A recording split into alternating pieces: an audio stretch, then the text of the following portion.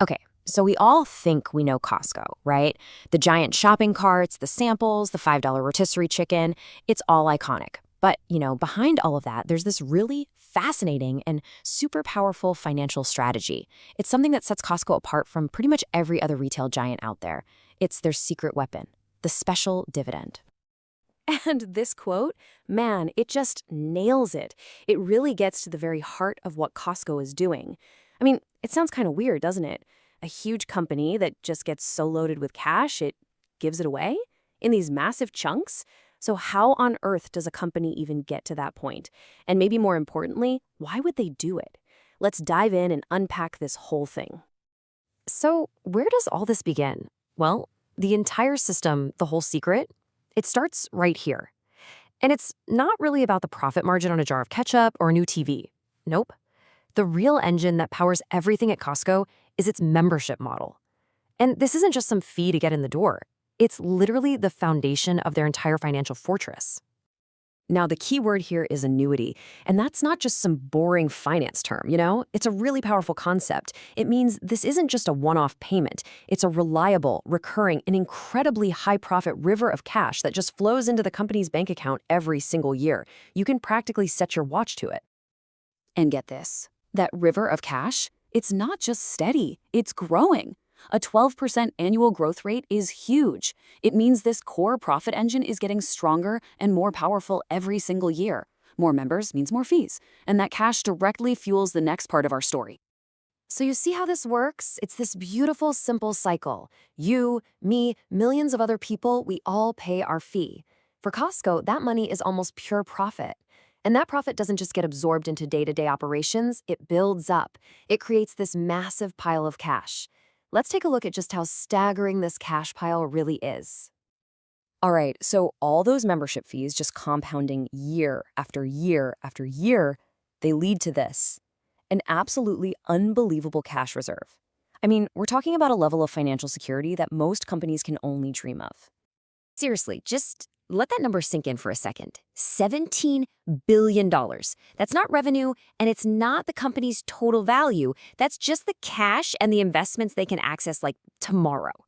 It's an almost unimaginable amount of money just sitting there. And this chart, wow, this just lays it all out, plain and simple. When you stick that $17 billion in cash right next to their total debt, which is just $6 billion, you can really see the scale of their financial power. They could pay off all their debt tomorrow, almost 3 times over, and still have billions of dollars left in the bank. And this is what people in finance get really excited about, a fortress balance sheet. It basically means the company is incredibly tough. It can handle economic downturns, it can invest when other companies are scared, and it operates from this position of just immense strength. But what happens when that fortress gets a little too full? Okay, so that brings us to the big show, the main event. When that cash hoard grows so large that even a company as big as Costco can't find enough smart ways to reinvest it all back into the business, well, they do something pretty unique. They activate that secret weapon. Most companies with this much cash, what do? They go on a shopping spree, right? They buy other businesses, or maybe they'll buy back their own stock to try and pump up the share price. Costco, they take a different path, a much more direct path. They basically say, hey, if we can't use this money effectively, then the people who actually own the company, our shareholders, they should have it back. And we're not talking pocket change here. They go big. We're not talking about a few extra cents to share. We're talking about a massive one-time payment, a special dividend. A recent one was a whopping $20 for every single share an investor owns. It's a direct injection of cash right back into the pockets of the people who own the company. All right, so let's pull all these threads together. Because this isn't just a bunch of random financial moves.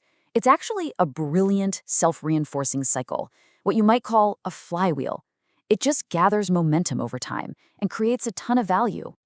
So what's the genius here? Well, first off, it shows this incredible discipline. They don't just spend money because they have it. Instead, they directly reward the people who own the company. This, in turn, reinforces their image as this super stable, value-focused brand. And you can bet that makes shareholders incredibly loyal, which creates a really stable investor base for the long term. And that's what leaves us with this really fascinating question, doesn't it? On one hand, you could look at this and say it's the ultimate way to create value for shareholders. It's disciplined, it's direct, it's a pure return of capital. But on the other hand, you could ask, is a company that has to give back billions of dollars because it can't find enough places to invest it, is that a sign that its high growth days might be behind it? It's a fantastic debate, and it's right at the heart of one of the most successful and definitely one of the most unusual financial strategies in all of retail.